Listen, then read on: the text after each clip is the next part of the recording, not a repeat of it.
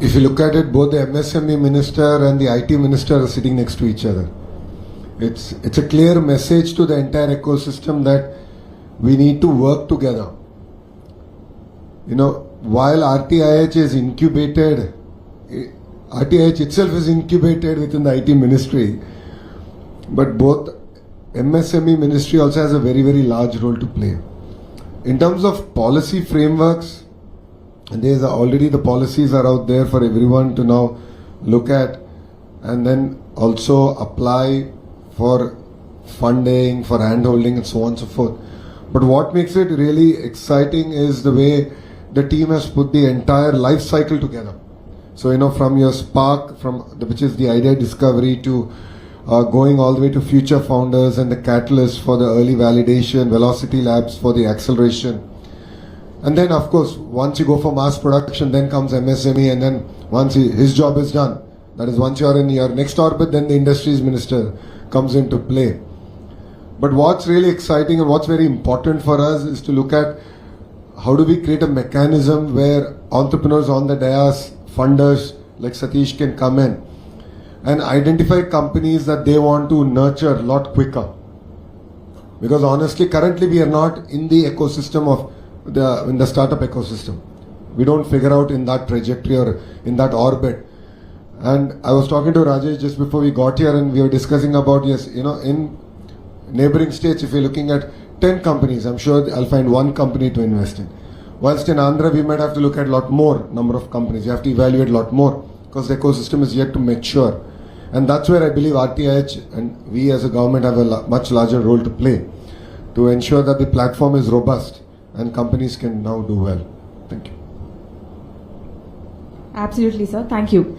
Mr. Ravi Arora, through the Tata Group, you have institutionalized innovation across all its 100+ companies, which is mammoth. So when a state like Andhra Pradesh wants to inculcate a culture of innovation in its population, which is again at scale, what do you think are the foundational steps for that? So I'll try to give the answer in two parts. One is very similar to, for example, Tata Group has about 1 million employees, and equivalent to entrepreneurship is intrapreneurship. That's what we have been trying to drive at Tata Group. In the last 10 years or so, we have been able to actively involve 150,000 employees across the group companies, Tata companies, who have come forward, do some interesting stuff, take some risks, do some bold experiments, and make presentations to the management.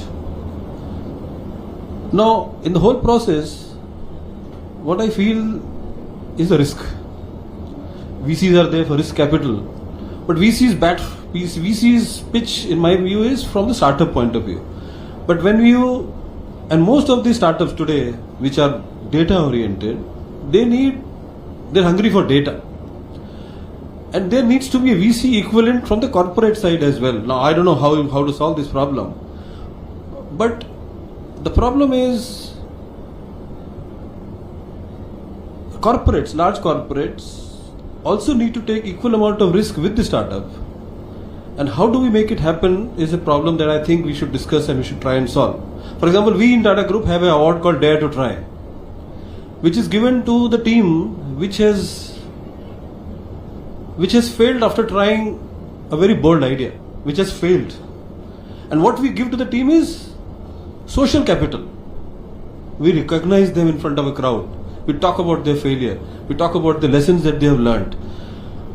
But we need to figure out what could be a good mix. Could be social capital or a financial capital or some risk capital for such failures when a startup which has a good product or a good idea tries to do something at a large corporate which has also taken risk by allowing that startup to work, share data. Can we try and see if we can solve such problems? Can we, for example, in terms of data, can we create a DigiLocker for data so that it is safe and it is only used for experiments?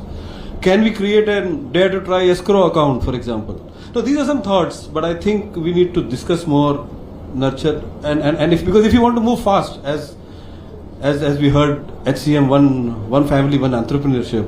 It gives goosebumps initially when it sinks in. It gives goosebumps. That's wow, this is going to happen. And when I came in last time, when I heard this, I was quite. It took some time to sink in. But I think if once it sinks in, I think we'll find ways and means to do it. If we all are united, if we are all are aligned, I don't see any reason why this won't happen. So thank you, Dhatri, for this question. Thank you, Mr. Arora. The dare to fail concept is so important, and this is something we should inculcate at a society level. Make failure, especially in entrepreneurship, less of a taboo. I think that is one of our agendas as well. Now we'll have Mr. Rajesh Abaji. Rajesh and I, we share a common alma mater. So anything interesting that he says today, me along with a couple of other KGPNs here are going to claim partial credits for that. Mr.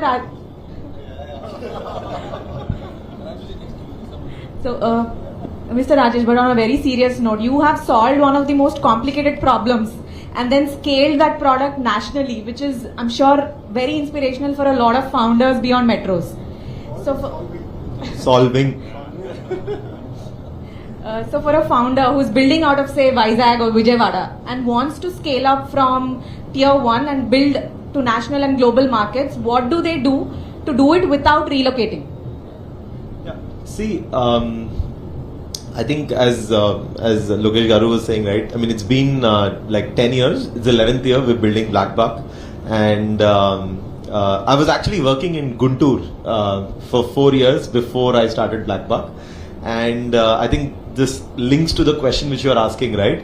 That probably imagining to start up in Guntur is hard because you, like, let's say, most of us, probably, like, my parents, I was from an agricultural family background. Like, so by the way, you use the word Srikakulam in your opening talk. I am from Srikakulam. So you're saying a boy sitting on a Srikakulam, can they imagine? Okay, I'm a boy sat on a Srikakulam and have been able to imagine. So what I was trying to say is that, most of us are from either service families or are from, like, agricultural backgrounds in this part of the, Andhra, right? For us to really imagine how a dhanda runs versus, let's say, when people are from family business backgrounds, it's actually very different. And the next breed of entrepreneurs and the generation of entrepreneurs are actually very much mission-driven entrepreneurs. I've found very, very less percentage of people who say that, they're starting off, just because they want to make money. I think it's always been driven by purpose. And what that does is that that actually creates the next step to be very, very vague. They don't know what is actually the next step. That was, for me, while I was based out of Guntur, right? And the only, simple thing for me was to essentially step out and take a relocation to Bangalore so that I could, like, interact with entrepreneurs there. And this, I'm talking 2013-14 ecosystem, where probably you can compare that with, maybe today, Vizag, or, maybe 1-2 years, before that. So, and there were hardly companies which probably would be like $100 million valued, right? And if you're $100 million valued, you're like one of the big boys on the Kormangla street, right? So that was the timeline where, I sort of relocated there and did. So to answer your question, Dhatri, indirectly, I think most important to build for the globe from India. I think it's largely more to do with aspiration. It really doesn't really matter whether which city you are in, right? Once you've cracked the code. Assuming you've cracked the code and you want to really build for the whole world, you can sit out of here and build for the whole world, right? What's really important is if we can be in the ecosystem